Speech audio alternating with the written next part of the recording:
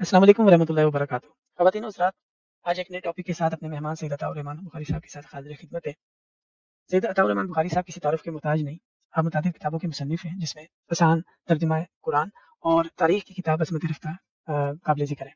आप यूट्यूब के एक चैनल को रन करते हैं, आप यूट्यूब पे एक चैनल चलाते हैं जिसके ऊपर 1500 से ज़ायद कुरानिक लेक्चर्स मौजूद हैं। जी, हम अपने मेहमान से जो सवाल पूछना चाहेंगे वो है लोंडियों के मुताबिक।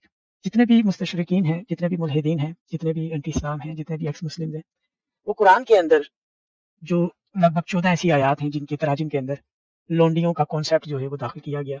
उनको लेकर के वो इस्लाम के ऊपर ये प्रोपेगेंडा करते हैं कि देखिए जी, इस्लाम औरतों को कमतर समझता है और औरतों को लोंडी बना के रखने की इजाज़त देता है। तो हम ये जानना चाहेंगे अपने मेहमान से कि असल बात क्या है, असल हक़ाइक़ क्या हैं? ये तर्जुमों के अंदर ये ऐसे अल्फ़ाज़ कैसे दाखिल हुए? तारीख़ी तौर पर भी हम जानना चाहेंगे और इसके पीछे जो साज़िश है हम उसतक भी पहुँचने की कोशिश करेंगे। क्योंकि कुरान एक हिदायत की किताब है जो इंसानियत की हिदायत के लिए आई है और ये अक़ल तस्लीम नहीं करती कि कुरान का जो मुसन्निफ़ जो कि अल्लाह ताला है, वो ऐसी कोई इजाज़त दें जिसमें किसी एक जिन्स के साथ इस तरह का नारवा सलूक किया जाए। ये मज़ाहिब में तो ये चीज़ है, माशरों में तो ये चीज़ है और यही वो तारीकियाँ थी जिनको दूर करने के लिए उजाला बन के हज़ूर अक़दस की बासत हुई और कुरान पाक का नुज़ूल हुआ। तो फिर अगर उसके बाद भी यही कुछ चलना है, तो फिर ये इल्हामी नहीं हो सकता, ये कुरान फिर इल्हामी नहीं हो सकता और यही असल बात है जहाँ तक हमने पहुँचना है कि असल कुरान का पैगाम क्या था और उसको क्या बना दिया गया। इसके लिए हमारे मेहमान आज हमारे साथ मौजूद है, लेकिन इससे पहले सारी गुफ्तगू से पहले मैं चाहूँगा कि अवैस इकबाल जो कि एक मुल्हिद हैं, उनका एक वीडियो क्लिप चलाकर हम इस हसासियत इस टॉपिक की हसासियत को समझने की कोशिश करें। मुल्हिद अवैस इकबाल साहब की ये एक पॉडकास्ट का मैं यहाँ पर एक हवाला दूँगा। तो सबसे पहले हम देखते हैं कि ये अवैस इकबाल साहब ने इसमें क्या कहा है। रसूलियत पे ना प्यार आ रहा है सच में। मैं आई एम रियली इम्प्रेस्ड और मैं चाहूँगा कि मैं जो बात कहने जा रहा हूँ, उसके जवाब में आप कोई बात मत कहिएगा कि क्या पाकिस्तान में। मेरी बात को समझने की कोशिश करें कि मैंने आपसे ये जो एग्जाम्पल एक क्वेश्चन पूछा था, उसका एक बैकग्राउंड था और वो मैं बैकग्राउंड अपने व्यूअर्स के साथ इशारतन शेयर करूँगा, लेकिन प्लीज़ आप उसको रिस्पॉन्ड मत कीजिएगा। ये मेरी आपसे रिक्वेस्ट है, ठीक है? क्योंकि आपने जो भी रिस्पॉन्स दिया, वो आपने मेरी सिचुएशन के जवाब में आंसर दिया। लेकिन हमारे पास इस्लाम की अर्लीस्ट हिस्ट्री के अंदर ऐसी एग्जाम्पल्स मौजूद हैं कि मिस्र से एक लड़की जो है वो एक इस्लामी शख्सियत को तोहफे में भिजवाई जाती है और बगैर निकाह के उनका बेटा भी पैदा होता है। मैं इस बात पर आप रिस्पॉन्ड मत कीजिएगा। मुझे ये बताइएगा मासूमा कि इस वक्त आप एक प्रोड्यूसर भी हैं, आप चीज़ें भी बनाती हैं, आपको लॉ का भी इल्म होगा, आपको बहुत अच्छी तरह इल्म होगा कि पंजाब गवर्नमेंट का एक लॉ है, पंजाब गवर्नमेंट प्रोटेक्शन अथॉरिटी जो शादमा लॉ में काम करती है, उसके लॉ के तहत 16 साल से कम उम्र किसी भी लड़की की जो शादी है वो नाजायज़ है और वो एक कानूनी तौर पर जुर्म तस्वुर होती है। अब जी, जैसा कि आपने देखा और सुना, अवैस इकबाल साहब यहाँ पर जिस वाक़ये की तरफ इशारा कर रहे हैं और अपने मेहमान को भी कह रहे हैं कि आप इसके ऊपर कमेंट ना करिएगा क्योंकि आप पाकिस्तान में रहती हैं। अवैस इकबाल साहब इस वीडियो में जिस वाक़ये की तरफ इशारा कर रहे हैं वो तारीख़ की किताबों में दर्ज है और वो मिस्र के बादशाह की जानिब से हज़ूर सल्लल्लाहु अलैहि वसल्लम की तरफ एक लोंडी को हदिया किया गया और उनका नाम था मारिया कुतैबिया।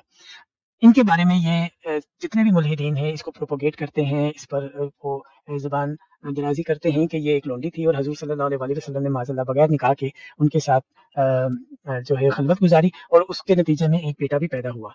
तो हम अपने एक्सपर्ट से जानेंगे कि ये क्या कॉन्सेप्ट है, ये क्या वजह है कि ये इस तरह की जो चीज़ें हैं वो आए रोज़ हमें सुनने को मिलती हैं। क्या इस्लाम वाक़ई लोंडी का जो कल्चर है उसको फ़रोग़ देता है और क्या कुरान पाक में वाक़ईतन ऐसी आयात मौजूद हैं कि जिनका मतलब और मफ़हूम ये निकलता है कि इस्लाम ने लोंडी की इजाज़त दी हुई है या उसको वो जायज़ समझता है।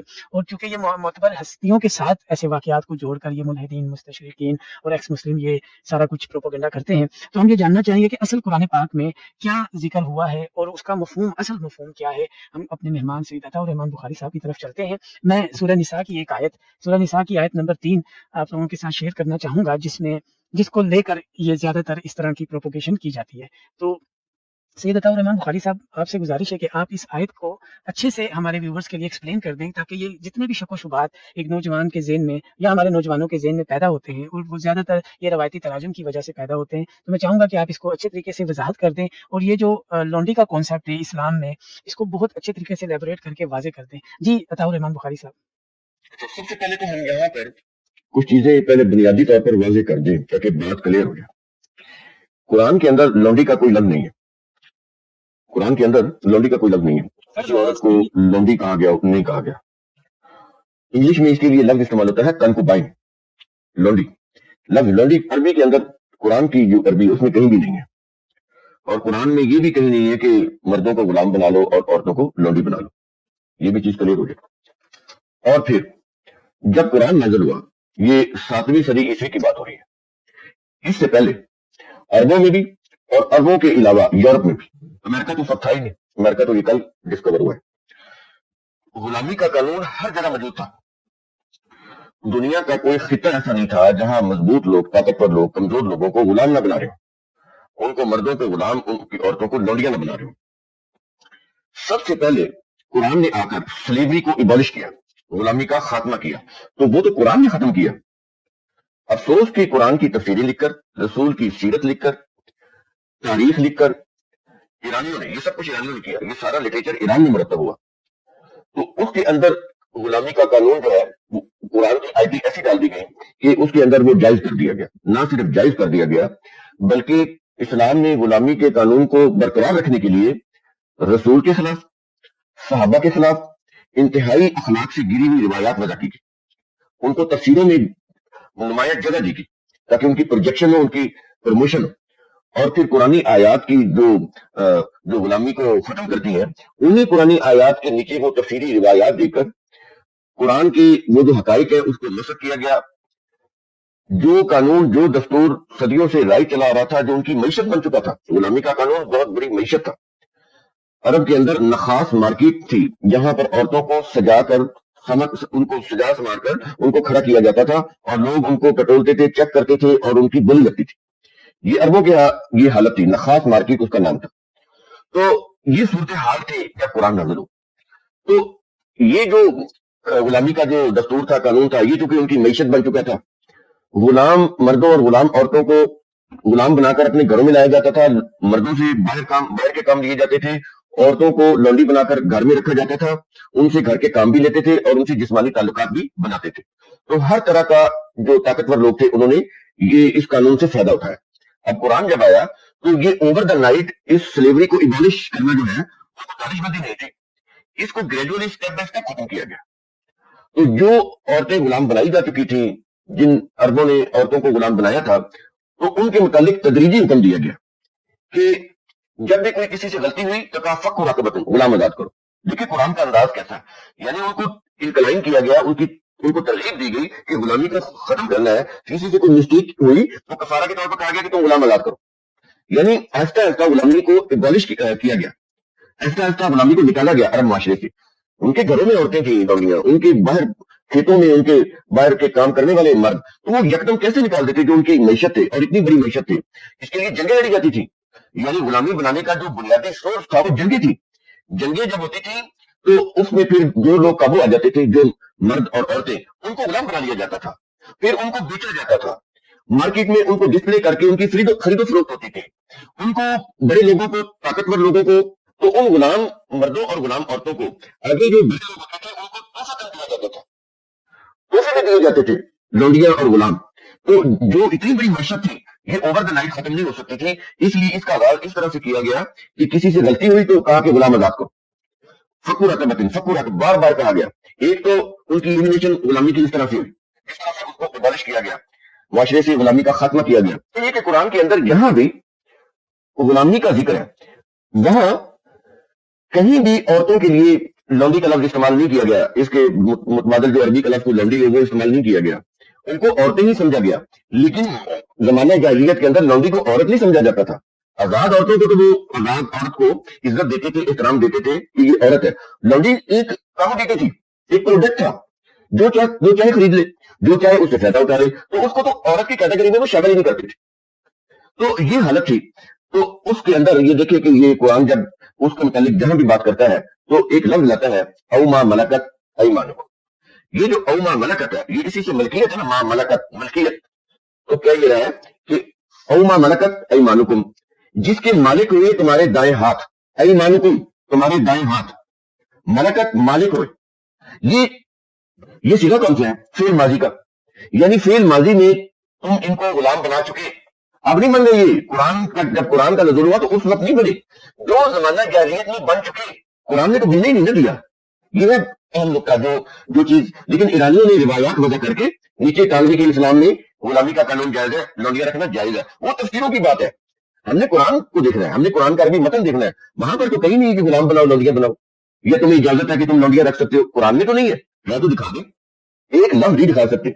یہ سب تفسیروں کے کمالات، جو ईरानियों ने तफसीरें वजह की, जो ईरानियों ने निशान नज़ूल वजह करके जो तफसीरें मुरतब की, फिर उनकी बेस के ऊपर जो उन्होंने सीरत लिखी, तारीख लिखी, ये तो उनके अंदर है। कुरान के अंदर तो माजी का सीगा है, माँ मलकत, जिनको तुम्हारे दाएं हाथ जिनके मालिक बन चुके, तो बन चुके, बन रहे हैं नहीं है, बनेंगे नहीं है, ना मालिक बन रहे हैं ना मालिक बनेंगे, वो फिर मुजारे का सीगा होना चाहिए था जिसमें हाल और मुस्तकबिल दोनों जमाने आते हैं। ये तो फिर माजी का सीगा है।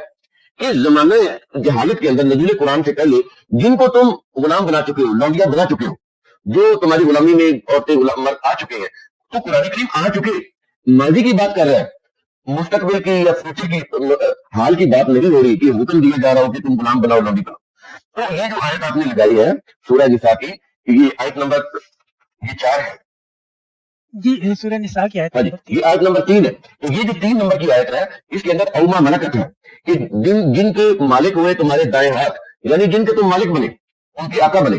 तो ये लफ्ज जहां भी आया है औमा मलकत, माजी के मानों में आया है, माजी के सीगों में आया है, कहीं भी फेल मुजारे यानी हाल और मुस्तकबिल के लिए नहीं आया। ये चीज आप समझ लें। क्लियर हो गई कि बात हो रही है उनकी जिनको ज़ोहरे इस्लाम या नज़ूल कुरान से पहले गुलाम बनाया गया।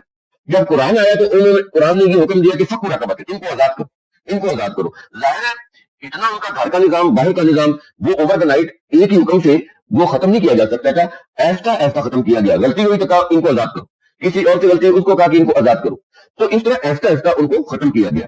तो इस्लाम को ये इजाजत हासिल है, दूसरे लफ्जों में कुरान को ये इजाजत हासिल है कि उसने दुनिया में सबसे पहले गुलामी के कानून का खात्मा किया, न कि इसको जायज रखा। तो किसी और दूसरी एक और चीज, इस्लाम के जितने भी दीन के जो शायर है उसमें एक जो चीज है वो ये है इंसानी एहतराम। अगर किसी माशरे में इंसानी एहतराम नहीं है वो माशरा इस्लामी हो नहीं सकता।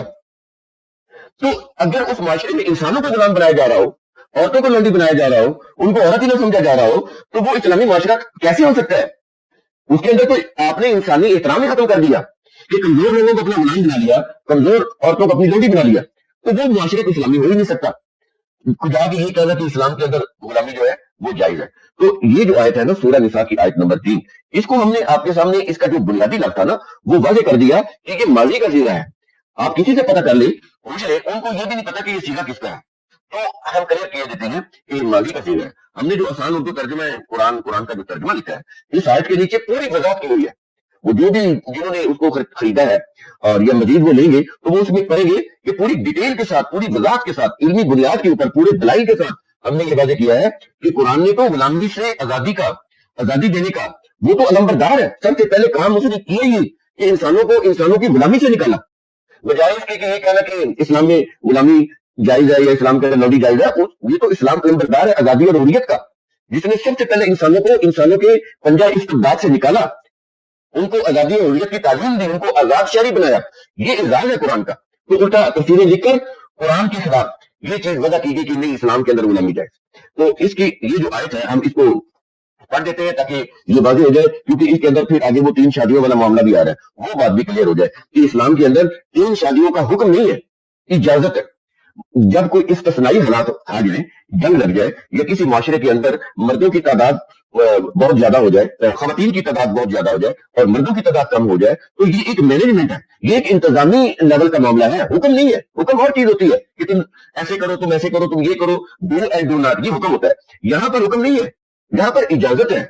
इजाजत भी कब है? जब ऐसे हालात पैदा हो जाए कि फर्ज करें जंगें लगी है, मर्द जो है वो ज्यादा तादाद में कत्ल हो गए, औरतों की तादाद बढ़ गई है, या वैसे माशरे में किसी माशरे में औरतों की तादाद बढ़ गई। अभी तो कई ममालिक ऐसे हैं यूरोप के अंदर जिसमें मर्दों की तादाद कम है और खवातीन की तादाद जो है वो बहुत कम है। तो ऐसी सूरत हाल के अंदर स्टेट जो है उसको वो ऑथोराइज है कि वो देखे कि मामला 2 की इजाजत से हल होता है तो 2 की इजाजत दे देगी। अगर वो देखती है 2 से भी मामला हल नहीं हो रहा, लड़कियों की फीमेल की तादाद इतनी ज्यादा है, वो 3 तक कर सकती है। अगर देखती है कि 3 से भी हल नहीं होता तो 4 तक की भी इजाजत दे सकती है, ऑर्डर नहीं दे सकती। इसलिए कि हम वो आयत आपके सामने रखेंगे, उसी से पता चल जाएगा कि ये इजाजत होगी, ऑर्डर नहीं होगा। ये नहीं है कि एक बंदा कहे कि मैं 1 से 2 नहीं रख सकता तो इस एक जबरन उसको 2 बीवियां रखवाए, ये नहीं हो सकता। इसी आयत से हम आपको बताएंगे, तो इससे वो भी मामला आपके सामने वाज़ेह हो जाएगा कि ये जो 3 शादियों का कहते हैं ना कि 3 शादियां या 4 शादियां, कुरान में नहीं है, न 3 न 4। कुरान का ये मौजू ही नहीं है कि वो आपको कहे कि 2 शादियां करो, 3 करो, 4 करो, बिल्कुल नहीं। कुरान यहाँ पर एक इंतजामी सतह की बात कर रहा है। ऐसे हालात पैदा हो जाए, इस्तिस्नाई हालात, उसकी बात हो रही है। अब ये देखिए ये आयत क्या कह रही है, इसके अंदर आ रहा है वइन खिफ्तुम, और अगर तुम्हें ये अंदेशा हो, اللہ تقسطوا فی الیتامی، یتیم لڑکیوں سے نکاح کر کے انصاف نہ کر سکو گے، تو پھر جو عورتیں تمہیں پسند ہے ان میں سے دو دو تین تین چار چار تک سے نکاح کرو، فانکحوا ما طاب لکم من النساء مثنی وثلاث ورباع، تو یہ تعداد آگی دو دو تین تین اور چار چار، فإن خفتم اللہ تعدلوا، فإن خفتم اللہ تعدلوا، لیکن اگر تمہیں اندیشہ ہو کہ انصاف نہیں کر سکو گے، عدل نہیں کر سکو گے، تو پھر کیا ہے، فواحدۃ، وہی اصولی بات آ گئی، تو پھر ایک ہی عورت سے نکاح کرو، فواحدۃ۔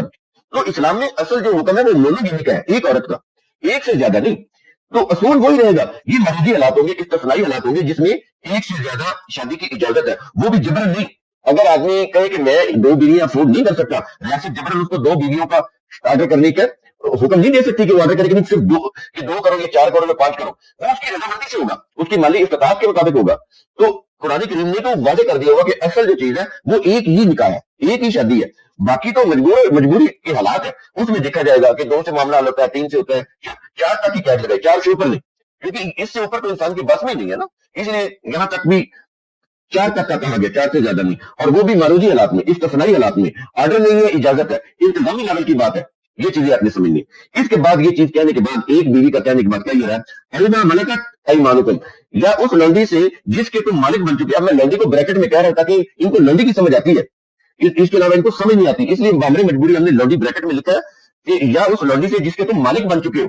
پیچھے لفظ کیا ہے، سن کی وہ نکاح کرو، تو نکاح کی بات ہو رہی ہے نا۔ اب یہ دیکھیں لونڈی تو بنا چکے نا وہ عرب کے لوگ اس قرآن نازل ہونے سے پہلے، اب جب یہ حکم دیا جا رہا ہے تو اب یہ کہا جا رہا ہے کہ اب اگر تم نے ان کو رکھنا ہے نا، ان کو رکھنا ہے، سن کی وہ نکاح کرو ان سے، اسی لونڈی سے جس کو تم نے لونڈی بنا کے رکھا ہوا ہے۔ پیچھے حکم آ رہا ہے فن کی کا، یہ جو فن کی ہے نا یہ حکم ہے قرآن کا باقاعدہ۔ تو اب یہ فن کی نکاح کریں گے تو لونڈی کو رکھ سکیں گے، اگر نکاح نہیں کریں گے تو پھر یہ لونڈی ان کی بطور بیوی ان کے پاس نہیں رہے گی، پھر یہ اس کو آزاد کریں گے اور وہ پھر جہاں جانا چاہے چلی جائے، کوئی اپنا روزگار کمانا چاہے روزگار کما لے، کہیں اور جا کے شادی کرنا چاہے تو وہ شادی کر لے۔ یہ اب ان کی غلامی میں نہیں ہے، یہ ان کی لونڈی اب نہیں ہے۔ قرآن تو لونڈی بنائی گئی عورت کے ساتھ بھی رکھنے کی صورت میں نکاح کا حکم دے رہا ہے۔ تو مجھے یہ بتائیں اس سے زیادہ واضح بات اور کیا ہوگی۔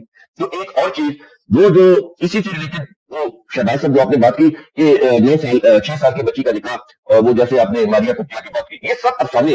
ایرانی جو تھے عربوں کے دشمن تھے، سیاسی طور پر بھی مذہبی طور پر، تو انہوں نے رسول کی ذات کو، رسول کے ساتھیوں کی ذات کو، رسول کی ازواج مطہرات کو، قرآن کی آیات کو مدد خیز بنانے کے لیے انہوں نے اس طرح کی روایات وضع کر کے قرآن کی تفسیروں میں لکھی اور سیرت جو رسول مرتب کی اس کے اندر نمایاں طور پر لکھی۔ افسوس یہ ہے آج ہم ان باتوں کو مان رہے ہیں، لیکن قرآن کی باتوں کا، قرآن کے اصولوں کا، قرآن کی ذاتوں کا جو انسان کو وقار دلاتے ہیں، جو انسان کو رسپیکٹ دلاتے ہیں، ان کا ہمیں پتہ ہی نہیں، اور ہم اسی سازش کا شکار ہے جو ایرانیوں نے ہمارے لیے تفسیروں میں، غزوات میں، سیرت کی کتابوں میں بنی، ہم اسی جال میں پھنسے ہوئے ہیں۔ تو 9 سال کی عمر میں عائشہ رضی اللہ عنہ کا نکاح کا بتاتے ہیں، اور 6 سال کی عمر میں نکاح کا بتاتے ہیں، اور 9 سال کی عمر میں جو رخصتی کا بتاتے ہیں۔ یہ صحیح بخاری کی روایت ہے، یہ قرآن کے اصولوں کے بالکل خلاف ہے۔ قرآن نے تو اصول دے دیا ہوا ہے، حتیٰ بالغ النکاح، حتیٰ بالغ النکاح، بلوغت شرط ہے نکاح کی۔ 6 سال کی بچی بالغ نہیں ہوتی، 9 سال کی بچی بالغ نہیں ہوتی کہ اس کی رخصتی کر دی جائے۔ تو یہ قرآن کے خلاف روایات ہے۔ انہوں نے رسول کریم جو اتنی بڑی ہستی تھے، اللہ کے بعد اتنا بڑا مقام ہے دنیا کے اندر، تمام جو بھی کائنات ہے اللہ کے بعد انبیاء کا مقام بلند ہے، تو ان کے بلند مقام کو گرانے کے لیے اس طرح کی روایات وضع کی گئی۔ ہم ان کو کنڈم کرتے ہیں، قرآن کے خلاف سمجھتے ہیں۔ نبی کریم کی جو عظیم شخصیت ہے، پاکیزہ ترین شخصیت، اس کے خلاف ہم ایک سازش سمجھتے ہیں۔ تو ان روایات سے ہمیں بچنا چاہیے۔ بہت شکریہ سر، بہت اچھے طریقے سے آپ نے ایلیبوریٹ کیا سارے معاملے کو، آیت کو بہترین طریقے سے آپ نے ایکسپلین کیا۔ اچھا سر، جو میں سمجھ پایا ہوں وہ یہ ہے کہ یہ جو ملحدین جو یہ اس قرآن پاک اس طرح کی آیات کو لے کر جو پروپیگنڈا کرتے ہیں کہ اسلام میں لونڈی جائز ہے، بغیر نکاح کی کسی عورت کے ساتھ جمع کرنا، سیکس کرنا جائز ہے، تو یہ سراسر ایک الزام ہے، سراسر ایک بہتان ہے، اور اس کا حقیقت سے کوئی تعلق نہیں ہے۔ قرآن میں تو لفظ سرے سے لونڈی لفظ موجود ہی نہیں ہے، یعنی عربی کا کوئی ایک لفظ ایسا نہیں ہے جس کا ترجمہ آپ لونڈی کر سکیں، بلکہ وہ ایک اصطلاح استعمال کرتا ہے قرآن، ما ملکت ایمانکم، ایمان، ما ملکت ایمان، جن کے مالک ہوئے تمہارے دائیں ہاتھ۔ جی جی بالکل، تو یہ ایک اصطلاح استعمال کرتا ہے۔ ایک اور چیز کی میں وضاحت کر دوں، یہ عربوں کا محاورہ ہے، ایمانکم یہ عربوں کا محاورہ ہے، اور یہی لفظ آخرت میں جو نامہ مال جن کے دائیں ہاتھ میں پکڑایا جائے گا نا، ان کو بھی ان کے لیے بھی یہی لفظ استعمال کیا گیا ہے۔ یہ دائیں ہاتھ برکت کی وہ علامت سمجھتے تھے، کیونکہ دائیں ہاتھ دینے والا ہوتا ہے۔ عربوں کے ہاں یہ محاورہ استعمال ہوتا ہے کہ دائیں ہاتھ دینے والا ہوتا ہے، تو آپ کے یہ جو دائیں ہاتھ دینے والا ہوتا ہے نا، اس کے نیچے جو 10 نگر ہوتے ہیں، وہ آپ کے ملازم بھی ہو سکتے ہیں، وہ آپ کی بیوی بھی ہو سکتی ہے، وہ آپ کے بہن بھائی بھی ہو سکتے ہیں، آپ کسی ادارے کے سربراہ کو آپ کے ملازمین بھی ہو سکتے ہیں، آپ کے گھریلو ملازمین بھی ہو سکتے ہیں. یہ آپ کا جو دایاں ہاتھ ان کو دینے والا ہوتا ہے. آپ ان کے مالک ہوتے ہیں، ان کے رسپانسبل ہوتے ہیں ان کے اخراجات پورا کرنے کے. یہ اربوں کا بڑا خوبصورت محاورہ ہے. جی، بہت اچھے طریقے سے آپ نے اس محاورے کو بھی آپ نے ایکسپلین کیا. تو سامعین، آپ نے دیکھا کہ کس طرح ایک محاورے کو ایک قرآن کے آیت کے ساتھ اس کو نتھی کر کے اس سے بالکل ہی مختلف مطلب اور مفہوم بنایا گیا، اور وہ یہ سارا کچھ تفاسیر اور روایات کی بنیاد پہ ہوا. اور جیسا کہ سید عطا الرحمن بخاری صاحب نے بتایا کہ یہ سیاسی چکر تھا سارا. عربوں کے ساتھ ایرانیوں کے جو سیاسی معاملات تھے اس میں وہ بالکل یہ برداشت نہیں کرتے تھے کہ یہ جو دین عرب میں محمد مصطفیٰ صلی اللہ علیہ وسلم لائے وہ اتنا پاپولر، اتنا وہ آگے فروغ پائے کہ اس سے یہ ایرانیوں کی جو اپنی ثقافت ہے، اپنا کلچر ہے، اپنی ان کی جو اپنا ان کا جو ایک ٹریڈیشن ہے، ایک ان کی جو رسم و رواج ہے وہ ختم ہو جائے. تو اس کے لیے انہوں نے وہی چیزیں جن کو اسلام ختم کرنے کے لیے آیا، جیسے کہ غلامی ہے. سیرت کی کتابوں میں یہ لکھا ہوا بھی ہے کہ آپ صلی اللہ علیہ وسلم کا ظہور اور اس ظہور کے بعد جو انسانیت کو جو معراج ملی، اس میں یہ جو غلامی کا تصور اور کانسیپٹ تھا اس کو یکسر مسترد کر دیا گیا. اور کلام الہی نے اس بات کو بالکل واضح کر دیا کہ اب انسان کسی دوسرے انسان کو غلام نہیں بنائے گا، نہ بنا سکتا ہے، نہ ایسا کوئی حکم قرآن میں موجود ہے. لیکن ہماری بدقسمتی کہ اسلام جو ہائی جیک کر لیا گیا اور اس میں ایسی روایات ڈال کر ایسے مطالب اور ایسے مفہوم تیار کیے گئے جس سے آج مستشرقین اور مخالفین اور اسلام دشمن وہ بار بار پروپیگنڈا کر کے یہ پاگل کراتے ہیں کہ اسلام میں 4 شادیاں جائز ہیں، اسلام میں عورت کو کم درجے پہ رکھنا جائز ہے، اسلام میں عورت کو لونڈی بنا کر اس کے ساتھ سیکس کرنا جائز ہے. اور پھر معتبر ہستیوں کا سہارا لے کر ان سے منسوب کر کے واقعات کو اس طرح قرآن پاک کے حاشیے سے پھر متن تک کے اندر بریکٹس کی شکل میں اس کو ڈال دیا گیا کہ ایک عام سادہ قاری کو ایسا ہی لگتا ہے کہ قرآن میں یہ باتیں موجود ہیں. تو سامعین، آپ نے جیسا کہ دیکھا ہمیں قرآن پاک کے اوپر غور و فکر کرنا چاہیے. جب تک ہم ان روایات سے، جب تک ہم ان حدیث کی کتابوں کے ذریعے سے قرآن کو پڑھنے کی کوشش کریں گے تو ہمارے یہ کانسیپٹ کبھی بھی کلیئر نہیں ہوں گے. ہمیں قرآن کو شہباز صاحب ایک اور بات جی کہوں جی اینڈ میں جی جی کہ قرآن جی کے اندر نبی کی بعثت کا ایک مقصد یہ بتایا گیا ہے تاکہ یہ رسول آ کر تمہارے سروں کے اوپر جو بوجھ ڈالے گئے ہیں، شریعت کے، مذہب کے، سیاست کے، سرداری کے اور استحصال کے جو بوجھ ڈالے گئے ہیں، یہ تمہارے سروں سے یہ بوجھ اٹھا دیں. یہ سبحان نبی کی اللہ، بعثت کا مقصد بتایا گیا ہے. اس بالکل. میں غلامی سر فہرست تھی. جی جی، قبل از اسلام جس طرح کی جہالت تقریباً تمام مذاہب میں اور تمام معاشروں میں پائی جاتی تھی، اس سب کا رد قرآن پاک کرنے کے لیے نازل ہوا. تو ہم قرآن سے جڑ کر ہی قرآن کے اصل پیغام تک پہنچ سکتے ہیں. اگر ہم ان روایات کا، ان کتابوں کا، ان تفاسیروں کا سہارا لیں گے تو ہم کبھی بھی اس حد تک نہیں پہنچ پائیں گے جس کے لیے قرآن پاک میں خود حضور صلی اللہ علیہ وسلم سے یہ قول منسوب ہے کہ آپ کہیں گے روز قیامت کہ اے اللہ، میری قوم نے، میری امت نے اس قرآن کو چھوڑ دیا تھا. سید عطا الرحمن بخاری صاحب کی یہ کہاوت آسان اردو ترجمہ قرآن، یہ ہر گھر ہونا چاہیے. اس میں بہت سادہ سی زبان میں قرآن پاک کا ترجمہ بغیر کسی مسلکی تعصب اور بغیر کسی مسلکی سہاری کے اور تفاسیر اور روایات کے بیساکھی کے بغیر یہ ترجمہ عام فہم ہر گھر کی یہ ضرورت ہے. آپ اس کو بائی آرڈر بھی منگوا سکتے ہیں اور آپ میرے اس چینل کی توسط سے بھی اس کتاب تک، اس ترجمے تک آپ اس کو حاصل کر سکتے ہیں. تو بہت شکریہ سر، ہماری آج بہت اچھی یہ گفتگو رہی. امید ہے کہ سامعین کو، حاضرین کو اس سے بہت استفادہ ہوگا اور وہ قرآن کے اصل پیغام تک پہنچ پائیں گے. بہت شکریہ سر، والسلام.